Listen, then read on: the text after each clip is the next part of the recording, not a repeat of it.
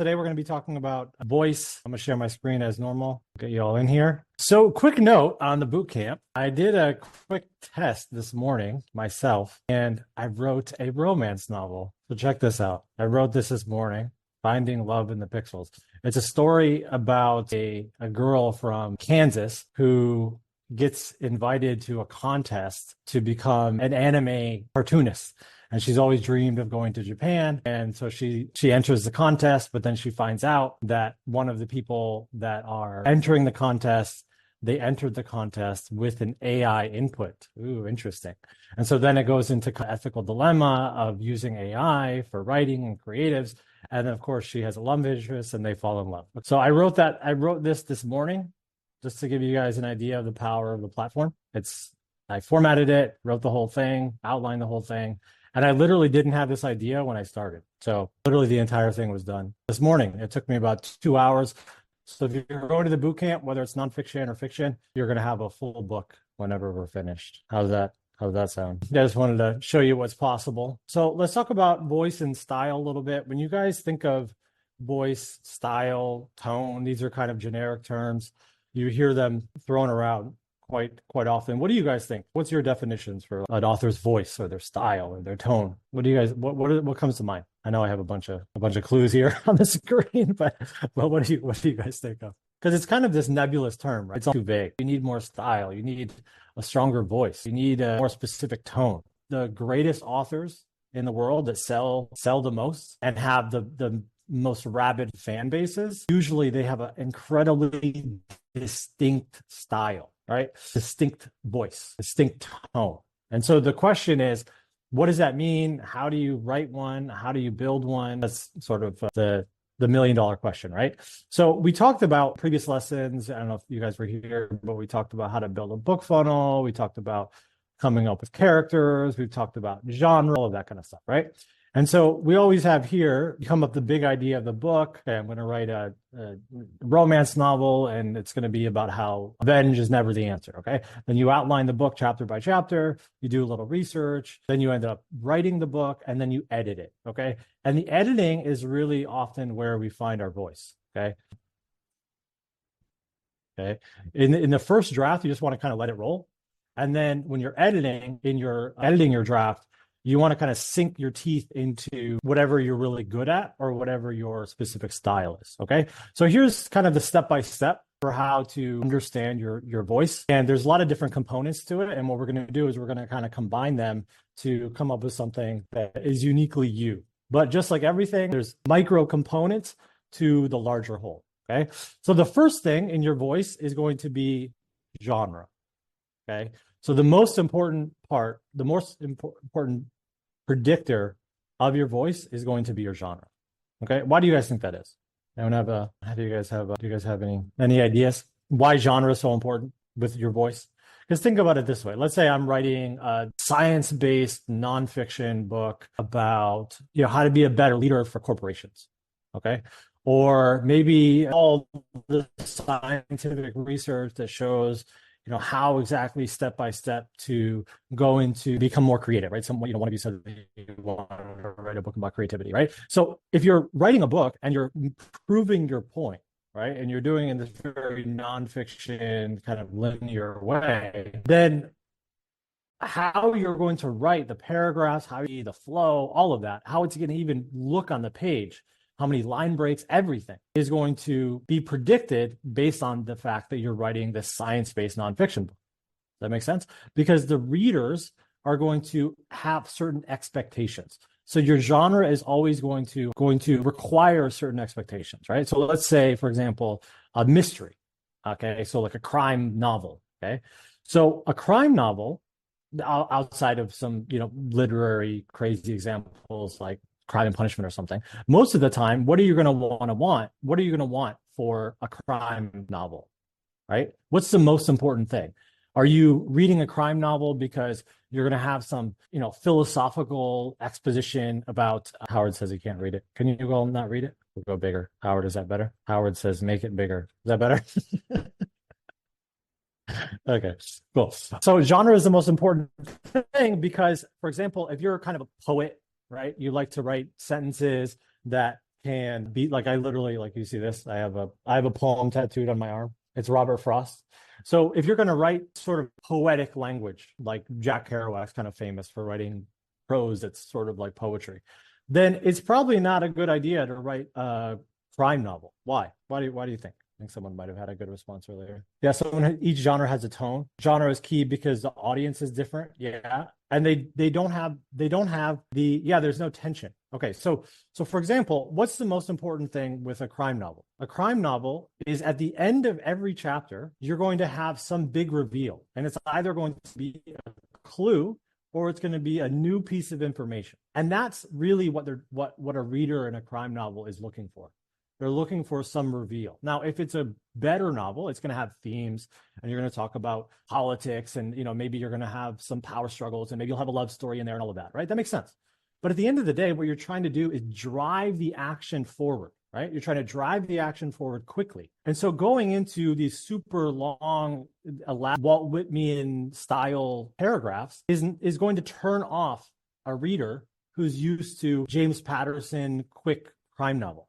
Does that make sense? All right. How do you handle subplots and tie them together at the end? Yeah. So you should watch the Howard. There's a lesson in the academy that we talk about basically like all of the main story beats. So essentially what you do is you have story beats that are specific to each subgenre, and then you can layer them on top of each other. So let's say you have like 10 beats that are absolutely necessary for crime, and then you have 10 beats that are absolutely necessary for a love story. What you do is you want to combine the two.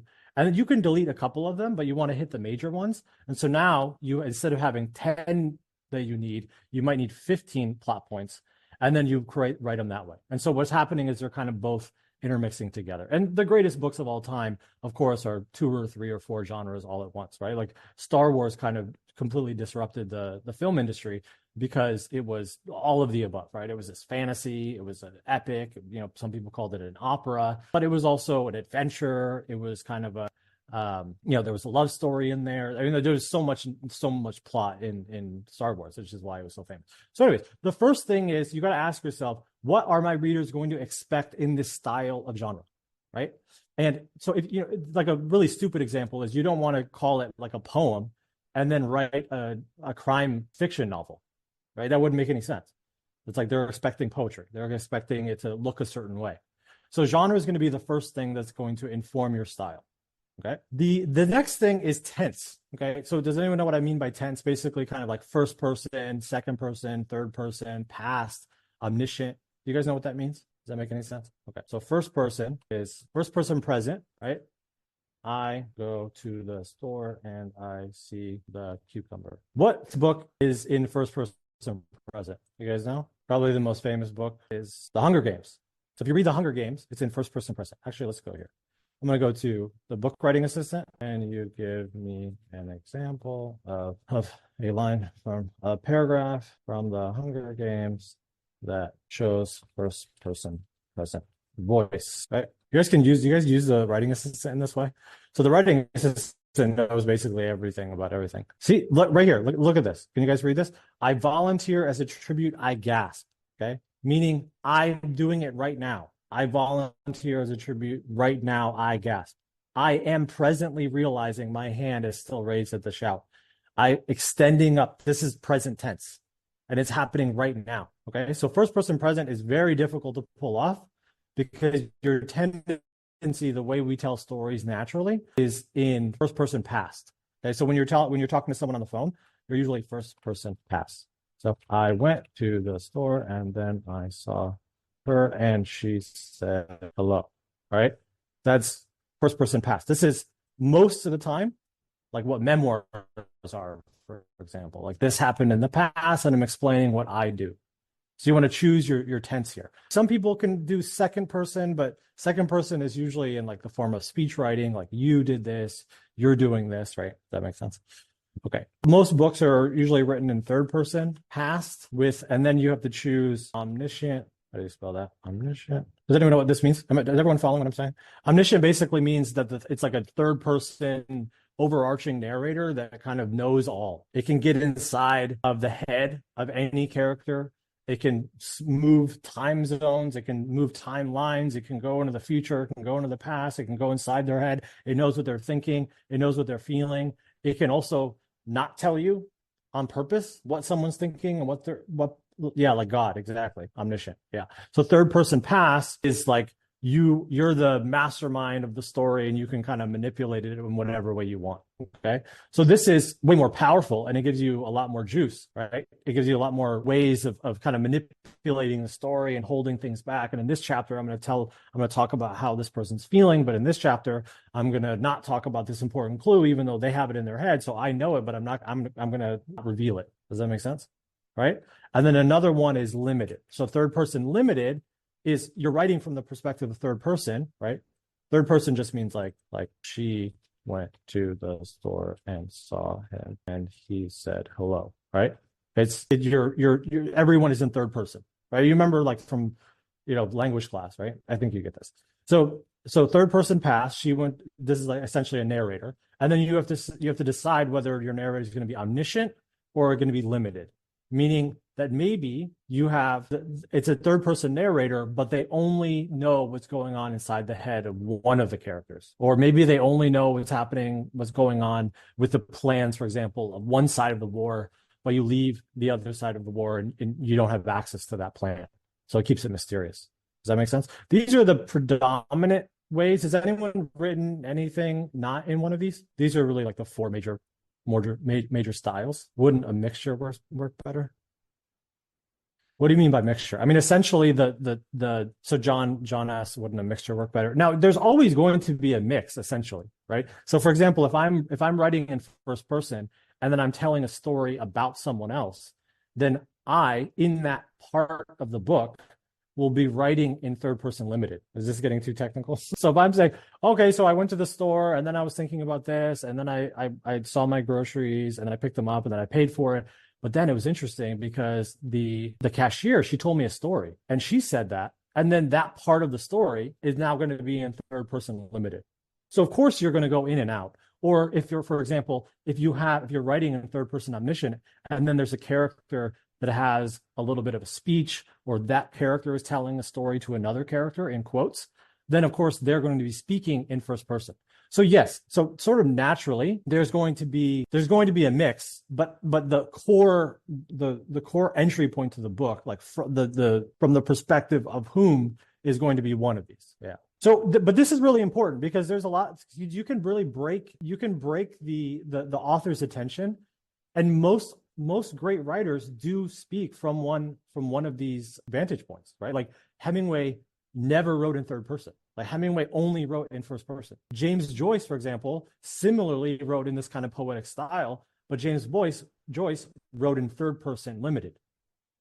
Does that make sense? So, there's these really famous authors, and the way that they approach the book is super important. Okay. So you have genre, then you have tense. Another way to have a really strong voice is have a particular expertise. Okay. So like Ryan Holiday, for example, every single book he writes is about stoicism. Or you may become your voice is the leadership expert, or the creative expert, the creativity expert, or you're the person that specializes in Harlequin, vampire, young adult fiction romances, right? So like that can be a particular expertise, and because you always talk about that one thing, then that can be a strong voice. And people are essentially, you're building a brand. That makes sense, right? You're building a brand. So people are going to learn about you, and when they think about you, when they think your name, what do they think, right? A lot of people think, this is kind of an aside business lesson, but your logo, your colors, the name of your company, like none of that is a brand.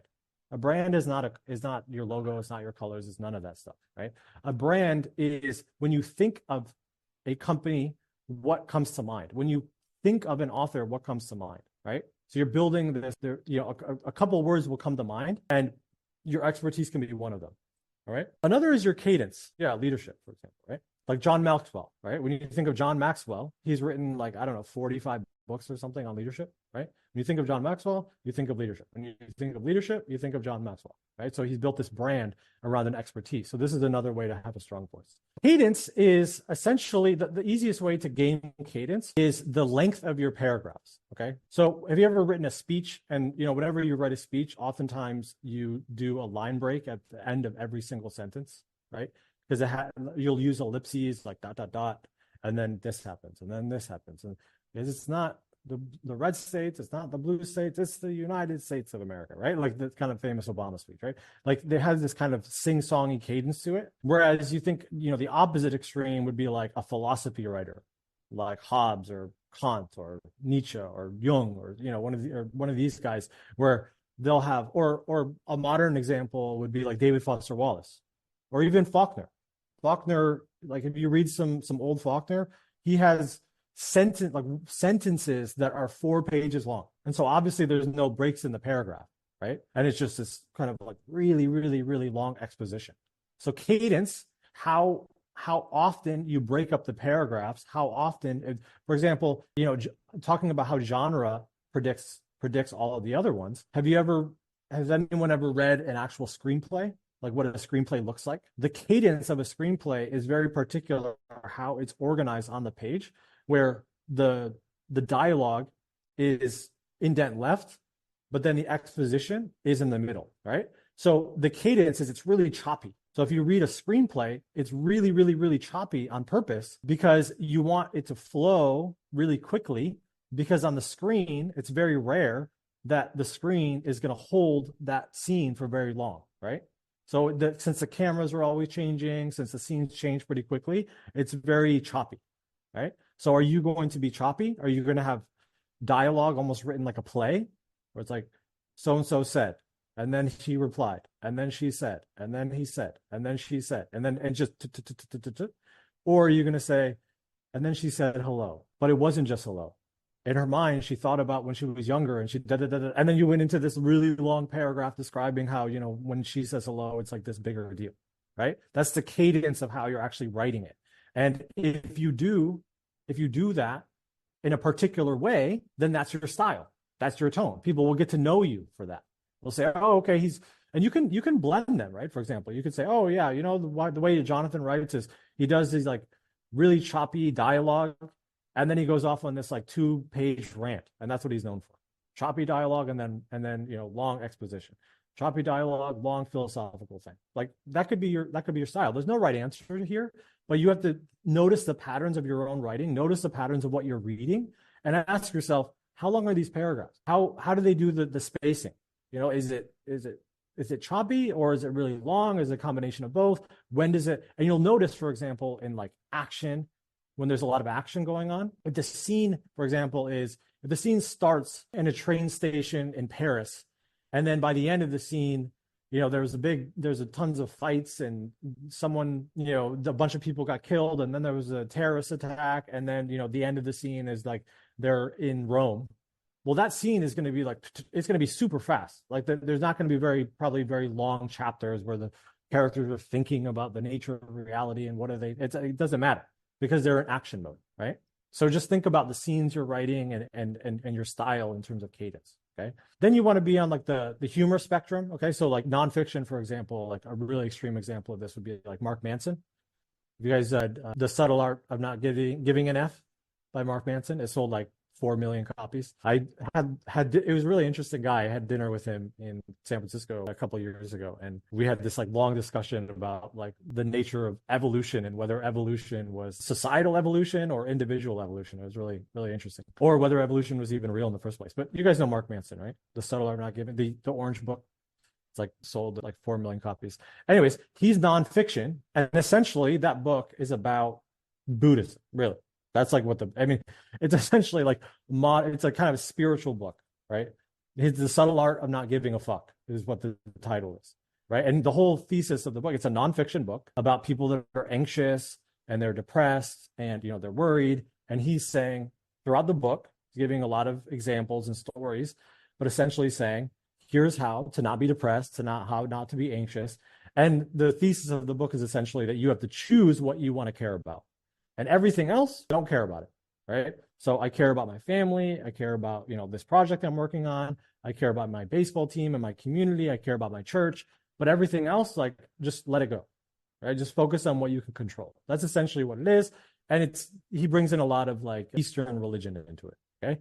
But it's hilarious. He curses all the time. He's making jokes all the time. He uses rhetorical questions to make his points, like that kind of make you feel a little silly or like, oh yeah, I never even thought about it that way, right? It's a very, very strong humor, right? Even though he's talking about something very serious. So are you really funny, or are you always very serious and you're like, why, and very philosophical and very intense and or are you motivational, or right? So you want to kind of come up with one of those. You want to choose that for you. Grammar is even an interesting style, right? So maybe, for example, in longer paragraphs, do you use hyphens? Do you use ellipses? Do you use semicolons? Do you use commas? I mean, we all know like the basics of grammar, but the truth is that all great writers have their own style. Like, you guys know Cormac McCarthy? He wrote like The Road and Blood Meridian and a bunch of other great books. He's probably going to win the Nobel Prize. What is the book? Something Country for Old Men. It was turned into a movie. Anyways, you guys know Cormac McCarthy, right? I assume. Anyways, he's one of the great American novelists, and he doesn't use quotation marks. Think about that. Like let me show you. Like, give me an example, Cormac McCarthy, showing how he doesn't use quotation. Yeah, No Country for Old Men. Yeah, exactly. Look, this is actually how he wrote it. Okay, can you guys see this? Are you okay? He said. I'm okay. We're going to be okay, aren't we, Papa? Yes, we are, and nothing bad is going to happen to us. That's right. Because we're carrying the fire. Yes, because we're carrying the fire. Who is even talking there, guys? So this is a father talking to his son. I know this book, The Road, right? So, are you okay? He said. And then, is this one long passage, or are they talking to each other? I'm okay. We're going to be okay, aren't we, Papa? Yes, we are. This is actually back and forth, but he wrote it in one giant paragraph without quotation marks and without commas and without, like, this is wild. And he writes every book like this, and he's probably going to win the Nobel Prize, and he won the Pulitzer Prize. So anyone that's talking to you about like particular grammar and like, oh, it's got to be exactly, talking about like English class, no. As long as, I love this, I hate it, he said, she said, then third person says, yeah, it's super complicated, right? But that's his style. If you open up a Cormac McCarthy book and you don't know that is Cormac McCarthy, just because of the grammar, and this is why I use it here, you can tell his style and his voice. You know it's him just by the fact that he's not using quotation marks. Or in poetry, for example, like there's a lot of poets that challenge the form, like E. Cummings was probably the most famous for this, right?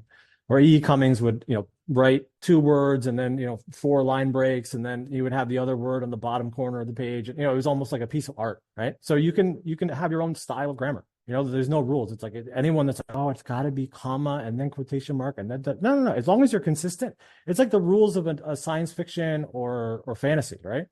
You have to create your own rules, but within your own rules, there's no rules. Does that make sense? Okay, vocabulary is pretty easy. Essentially, you want to write to your audience, right? So if you're writing and you assume that everyone that's reading it is a CEO or a PhD or something like that, then you might want to use more enhanced vocabulary to be more specific of what you're trying to say. If it's young adult fiction, then you can't really use a lot of fancy language, right? And so you just have to know your audience and what you're trying to convey. Just one little note on vocabulary though is, and I know that you guys would never do this, but young writers do this all the time, where they use like the thesaurus, and then they just use a fancier sounding word, and that's usually very bad writing. So just never do that.